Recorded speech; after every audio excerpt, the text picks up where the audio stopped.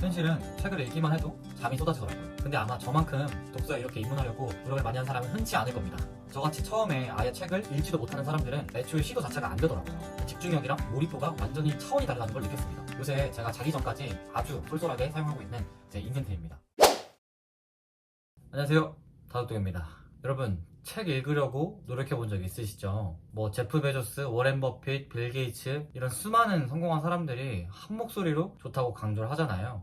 이런 말을 하도 많이 들어가지고 저도 책에 좀 재미를 붙이려고 노력을 많이 해봤습니다. 매일 30분 독서하기 이런 것도 해보고 도서관에도 좀 의식적으로 자주 가려고 노력을 했었던 것 같아요. 이렇게 생활하다 보면은 좀 자연스럽게 책을 좋아하게 되지 않을까 싶더라고요. 그렇다면 독서에 재미를 잘 붙였을까요? 아니요. 보다가 관뒀다가만 하면서 거의 한 5년 시행착오를 반복을 했습니다. 현실은 책을 읽기만 해도 잠이 쏟아지더라고요. 기본적으로 책이 좀 지루했고 완독도 못하게 되었던 것 같습니다.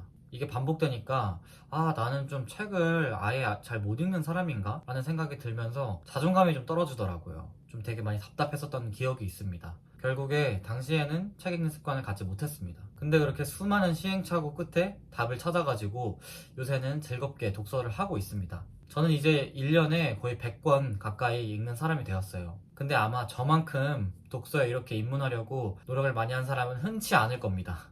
오늘은 독서 초보자가 어떻게 하면 좀 더 즐겁고 재밌게 독서에 입문할 수 있을지 제 평생의 노하우를 말씀드리려고 합니다. 변화하고 싶다면 영상 끝까지 시청해주세요.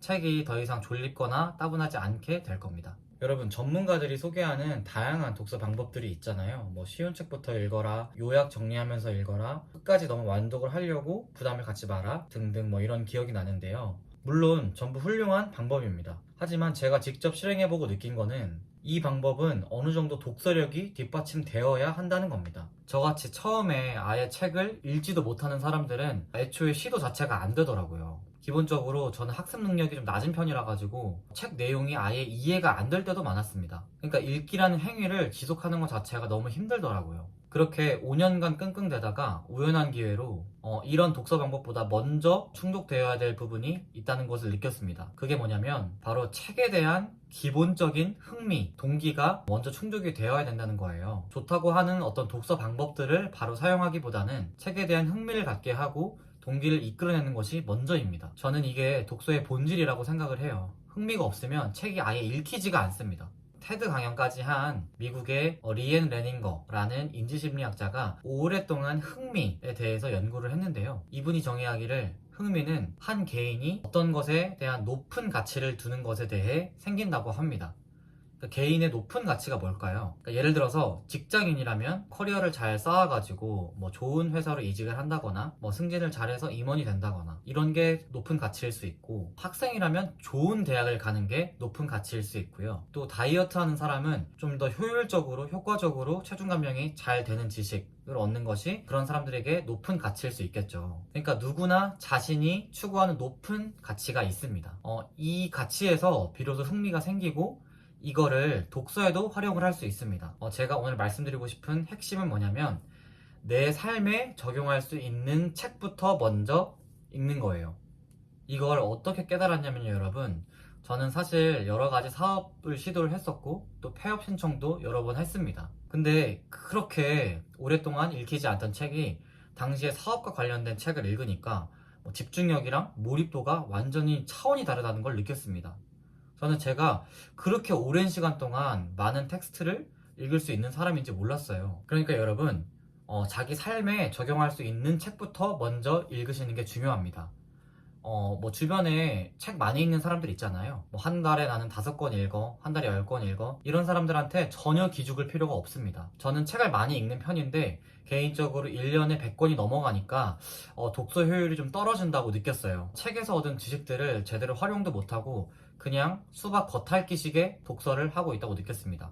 오히려 한 권을 읽더라도 이 한 권에서 얻은 지식을 내 삶에 어떻게 좀 적용을 할 수 있을까, 실제 계획까지 세워보면 효과를 훨씬 극대화할 수 있습니다. 예를 들어서 시간 활용에 대한 책을 읽었다면 실제로 내 스케줄에도 책에서 알려주는 어떤 지식들을 적용을 해보는 거예요. 그리고 다시 스케줄 루틴을 짜보는 겁니다. 저는 이런 식으로 하루를 훨씬 효율적으로 보내고 있습니다. 일의 어떤 성격을 분류를 하고 그 성격에 맞는 시간대가 또 있더라고요. 뭐 밥 먹고 나서, 아침에 일어나자마자, 뭐 자기 전에 등등 말이죠. 책에서 지식만 얻고 그걸 바로 덮어버리면 거의 100%그 지식이 휘발이 됩니다. 이거는 경험적으로 알 수 있는데요. 뭐 예를 들어서 책을 한 권 읽었는데 책에 인해서 내 삶에 어떤 변화가 전혀 없었다.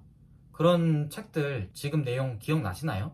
아마 안 나실 거예요. 이렇게 이 지식을 실제로 적용할 수 있는 계획까지 세워보는 게 왜 중요하냐면 관련 연구가 한 가지 있습니다. 2014년에 런던에서 존 오키프라는 심리학자가 있었는데요. 어떤 학생들을 두 집단으로 나누고 이들에게 서로 다른 지시를 했습니다. 한 집단에게는 배운 내용을 요약만 시키고 다른 한 집단에게는 수업 때 배운 내용이 자신의 삶과 어떤 관련이 있는지 어떤 가치가 있는지 글을 따로 적어보라고 했습니다. 학기가 끝날 때쯤에 평가를 했더니까 이 후자 집단이 이 수업에 대한 흥미도 훨씬 더 많이 생기고 성적도 한 단계 높았다고 합니다. 더 재밌는 부분은 이 학습 능력이 좀 떨어지는 학생들일수록 이게 효과가 더 극대화되었다고 합니다. 제가 좀 학습 능력이 낮은 편이거든요. 저는 이렇게 해서 제 삶에 적용할 수 있는 책부터 먼저 읽는 식으로 독서 방법을 바꿨습니다. 저의 상황을 살피고 제가 지금 당장 필요한 지식을 얻을 수 있는 책을 먼저 읽기 시작했습니다. 누가 추천해주는 책을 읽을 때와 비교하면 결과는 완전 달라졌습니다.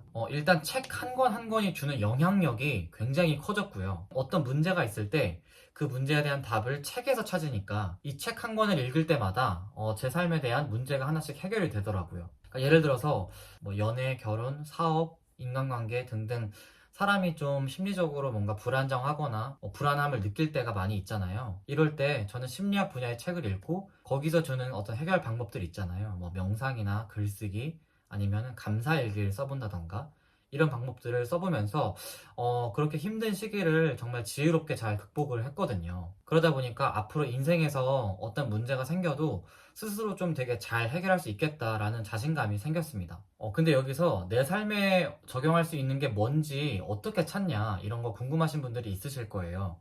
위에 인지심리학자 레닌거가 말한 것처럼 내가 삶에서 최우선으로 두는 가치가 뭔지 그걸 한번 생각을 해보시고 그거와 관련된 책을 먼저 읽어보시는 거를 추천드립니다. 근데 그런 것도 잘 모르겠다. 내가 뭐 어떤 가치를 높이 두는지도 잘 모르겠다 하면은 이것도 제가 직접 실행해 본 건데 효과가 있어서 말씀드리자면 책도 이제 여러 가지 카테고리 분야가 있잖아요. 뭐 경제경영, 자기계발, 인문교양, 뭐 철학, 문학 뭐 여러 가지 있는데 서점에 가셔가지고 아니면 인터넷 서점을 살펴보시면서 이거는 좀 궁금한데 내가 읽어보고 싶은데 하는 분야의 책을 먼저 읽어보시는 것도 되게 좋은 방법입니다. 자, 이제 독서를 어떻게 입문하고 어떤 식으로 독서를 해나가야 되는지 감이 잡히시나요? 딱 3단계로 정리를 해보자면 첫 번째, 내 삶에 적용할 수 있는 책을 읽는다.